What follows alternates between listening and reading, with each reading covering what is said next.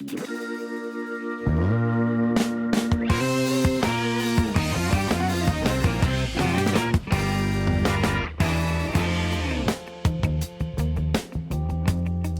Flamingos, Terry here, and today I'm going to show you something that's going to make your life really, really easy. All right, this is kind of a series of things that I'm going to do to kind of make food and drink a little bit more approachable to everybody.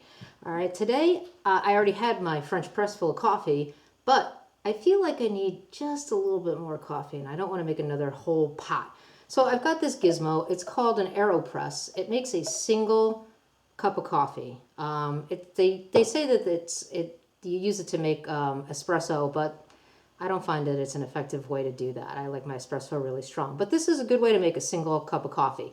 You have to get the grind right, so you have to have it, pretty fine. But you can, if you get good coffee, you can ask them to grind it, or you can do it in the store, or you can use just an espresso blend.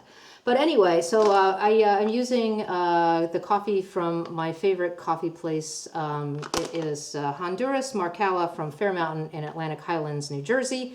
And I'm going to take my AeroPress. This is really, really easy. The tools that you need is the AeroPress, and I'll show you how to use it.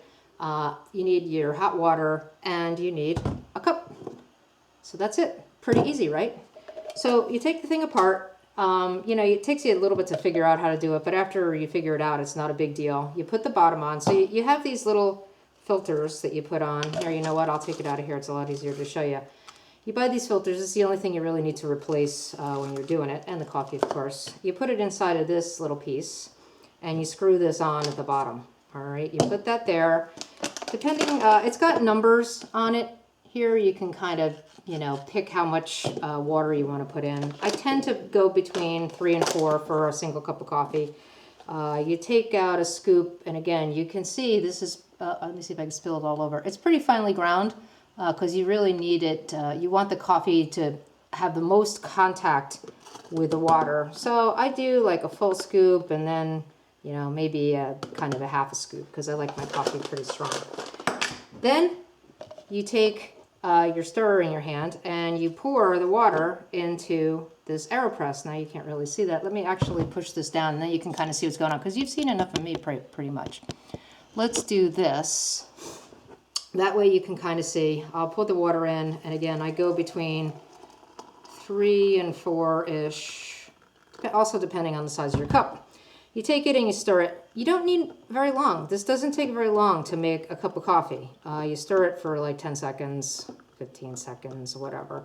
Some of the water is going to go down through it. It's kind of normal.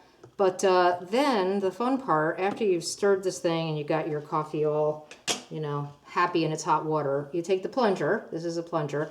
Be really careful. Put it in the top, and you push down. And you push slowly. All right, depending on your cup, it'll, see, it's going to pop up a little bit. I might have put a little bit too much water in there, or maybe I'm pushing it too fast. So push it slow.